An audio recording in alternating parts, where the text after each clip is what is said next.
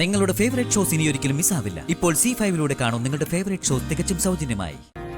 ഒരുപാട് കൊഞ്ചിക്കയും ലാളിക്കൊക്കെ ചെയ്യുമ്പോ ഇവള് വിചാരിക്കും സ്വയം അവളെന്തോ വലിയ സംഭവമാണെന്ന്.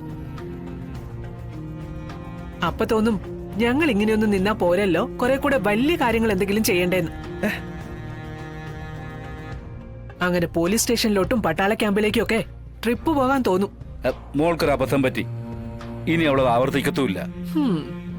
പക്ഷെ നീ ഇങ്ങനെ ഒരേ പല്ലവി തന്നെ 100 തവണ ആവർത്തിച്ചോണ്ടിരുന്നിട്ടേ ആർക്ക് എന്ത് പ്രയോജനമാ? രാഘവേട്ട 100 അല്ല, ഇനിയൊരു 101 തവണ കൂടി ഞാൻ ഇത് തന്നെ ആവർത്തിച്ചോണ്ടിരിക്കും. അത്രയ്ക്ക് ചങ്കിക്കൊണ്ടു എനിക്കിന്നലെ ഇവള് കാണിച്ച തോന്നിയാസം. പറയുന്നില്ലെന്ന് വെച്ചാലും നീ എന്നെ കൊണ്ട് പറയിക്കും അല്ലേ? നീ ഇങ്ങനെ വാളെടുത്ത് വെളിച്ചപ്പാട് തുള്ളാൻ വേണ്ടി മാത്രം ഈ കുഞ്ഞെന്താ ചെയ്തത്?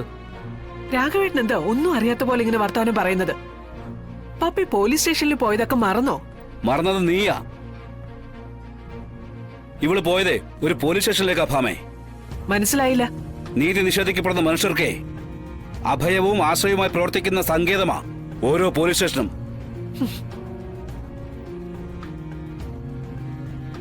പപ്പിമോൾക്ക് അവളുടെ ചേച്ചിയമ്മയെ കണ്ടുപിടിക്കണം തോന്നിയപ്പോ പോലീസ് സ്റ്റേഷനിലേക്ക് കയറി ചെന്ന് അഭയം ചോദിച്ചു എന്ന് അറിയുമ്പോ സത്യത്തിൽ അഭിമാനിക്കല്ലേ വേണ്ടത്? ലക്ഷ്യം നേടാനേ വളഞ്ഞ വഴികളും ചതുരോപായങ്ങളും ഒരുപോലെ പയറ്റുന്നവരുടെ ലോകത്ത് നേരായ വഴിക്ക്, നിയമത്തിന്റെ വഴിക്ക് കുഞ്ഞു പോയെന്ന് കാണുമ്പോ സന്തോഷിക്കല്ലേ വേണ്ടത്?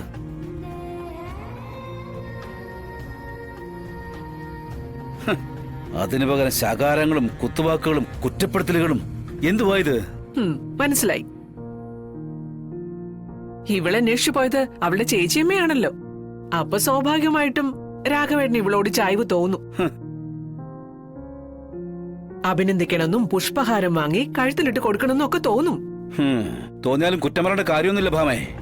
പപ്പിയുടെ ചേച്ചിയമ്മയെ അന്വേഷിക്കുകയും കണ്ടുപിടിക്കുകയും ചെയ്യേണ്ടതേ ഈ കുടുംബത്തിലെ എല്ലാവരുടെയും കടമയാ.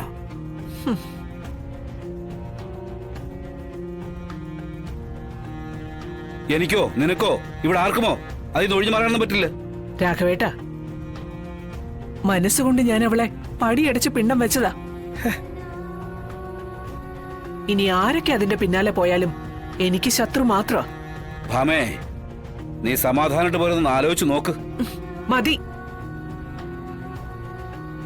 ഇനി ഇക്കാര്യത്തിൽ എനിക്കൊന്നും പറയാനില്ല. നിങ്ങളൊക്കെ തന്നെ അങ്ങ് തീരുമാനിക്കേ. ഇക്കാര്യത്തിൽ ഞാനുമായിട്ട് ശത്രുത നിങ്ങൾക്ക് വേണോ വേണ്ടായോന്ന്.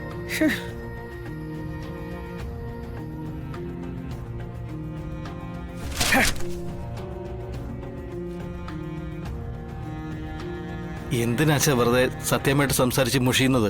പിന്നെ പറയണ്ടടാ വല്ലപ്പോഴെങ്കിലും. അതുകൊണ്ട് എന്താ പ്രയോജനം? വെറുതെ മുഷിയാന്നല്ലേ ഉള്ളൂ. അച്ഛാ, എന്താ മോളെ? അച്ഛമ്മയ്ക്ക് ഇനി എന്നോട് എന്നും ദേഷ്യായിരിക്കോ ചേച്ചിയമ്മയോടുള്ളത് പോലെ? അയ്യോ, അങ്ങനൊന്നും ഇല്ല മോളെ, ഒരിക്കലും ഇല്ല. ഇതൊക്കെ പെട്ടെന്ന് മാറത്തില്ലേ? മക്കളടുത്ത് ദേഷ്യമൊന്നുമില്ല. കേട്ടാ, വിഷമിക്കണ്ടേ. ഡാ മോനെ, ദാ മോളെ സ്കൂളിൽ കൊണ്ടാക്ക്. വാ മോളെ, ചെല്ല്. ഇതാ വാ അച്ഛാ, പോയിട്ട് വരാം. പോ. ഡൗൺലോഡ് ചെയ്യൂ C5 ആപ്പ്. കാണൂ എല്ലാ എപ്പിസോഡുകളും സൗജന്യമായി.